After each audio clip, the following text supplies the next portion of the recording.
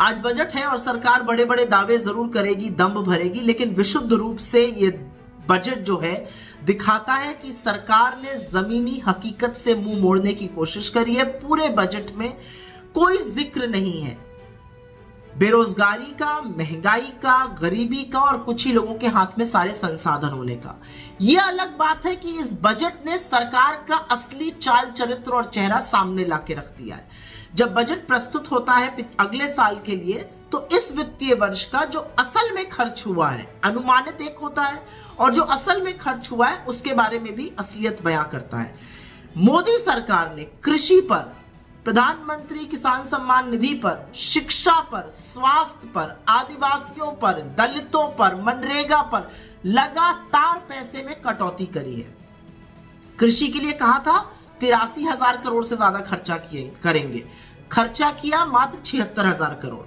PM किसान सम्मान निधि 68,000 करोड़ खर्चा करने थे, खर्चा किया मात्र 60,000 करोड़। यही नहीं, वित्त मंत्री कहती है 11 करोड़ किसानों को इसका फायदा मिल रहा है। 11वां इंस्टॉलमेंट आया है और मात्र 3 करोड़ 80 लाख किसानों को इसका फायदा मिल रहा है। शिक्षा पर बड़ा दंभ भरा गया था इस साल, 1,04,000 करोड़ रुपए खर्चा होंगे। खर्चा असल में हुए 99,000 करोड़ रुपए।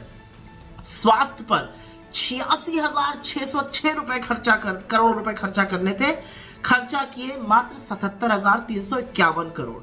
यही नहीं, आदिवासियों के डेवलपमेंट के लिए 4,111 करोड़ रुपए आवंटित किए गए थे, खर्चा कितने किए गए? 3,800 करोड़ रुपए। दलितों के लिए आवंटित किए गए थे 8,710 करोड़ रुपए और खर्चा कितने किए गए? 7,722 करोड़ रुपए। मनरेगा पर, जो कि एक अकेली, जिसको कहते हैं संजीवनी था ग्रामीण इलाकों में, सरकार ने 73,000 करोड़ रुपए रखे थे, खर्च करीब 90,000 करोड़ करने पड़े। लेकिन इस साल फिर से मनरेगा का बजट काटकर 60,000 करोड़ रुपए खर्च कर दिया गया है।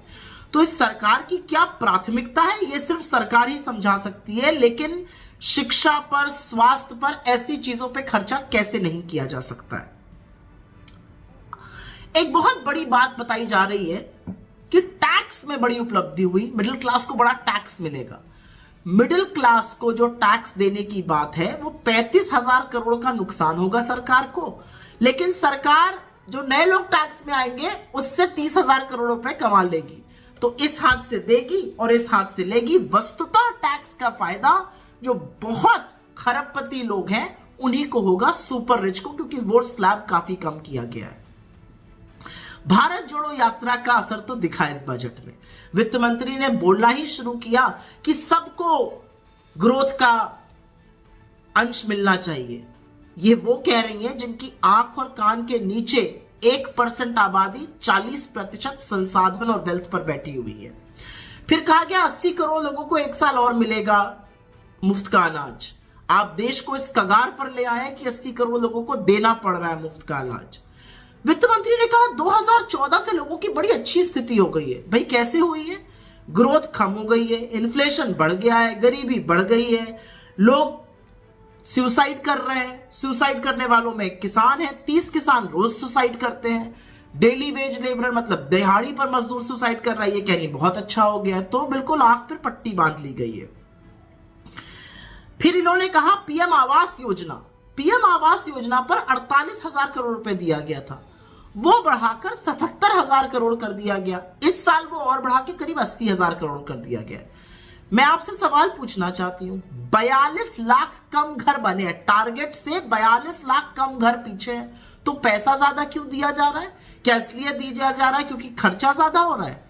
फिर उज्ज्वला की बात हुई, हमने उज्ज्वला के इतने कनेक्शन दे दिए। अरे 90 लाख तो जिनके पास उज्ज्वला के कनेक्शन है वो दूसरी बार अपना सिलेंडर ही नहीं भरा पाए हैं।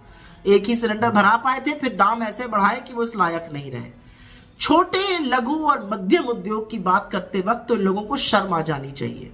फिर से उनके लिए एक लोन मेला लगा दिया गया। छोटे, लघु, मध्यम उद्योगों को जरूरत है मदद की। सरकारी तौर पर लोन नहीं चाहिए उनको आपकी मदद चाहिए। तो बहुत सारी ऐसी चीजें हैं इस बजट में जो गड़बड़ है। ग्रामीण क्षेत्र के विकास के लिए पैसा काट दिया गया है। और यही नहीं, महिलाओं के लिए, क्योंकि बड़ा दंभ भरती हैं कुछ महिलाएं इस सरकार में, महिलाओं का पैसा भी काटा गया है। महिलाओं पर वात्सल्य जो एक योजना है और जो मिशन शक्ति योजना है उस पर भी पैसा काटा गया है। मिशन शक्ति में 3000 करोड़ रुपए थे, खर्चा सिर्फ 2280 करोड़ हुए। वात्सल्य में 1472 करोड़ पैसा दिया गया था, 1100 करोड़ खर्चा हुआ, फिर से वही वाला काटने का हिसाब है। तो मोटे तौर पर इस बजट में ऐसा कुछ नहीं है जिससे कि नौकरी बढ़ेगी, निवेश आएगा और ग्रोथ आएगी। ये बजट विशुद्ध रूप से स्टॉक मार्केट वालों के लिए, खूब अमीर लोगों के लिए, ईवी इलेक्ट्रिक व्हीकल वालों के लिए, ग्रीन हाइड्रोजन एमिशंस, इसका बेरोजगारी पर, महंगाई पर, किसानों पर, मजदूरों पर क्या फायदा होगा, इतना हमें समझाने की कोशिश वित्त मंत्री जरूर करें। बिना उसके ये आधी अधूरी बातें हैं, ये खोखले दावे हैं, ये बड़े बड़ी डींगे भरते हैं, लेकिन वस्तुतः खर्चा उन आंकड़ों से बहुत कम करते हैं जरूरी चीजों पर।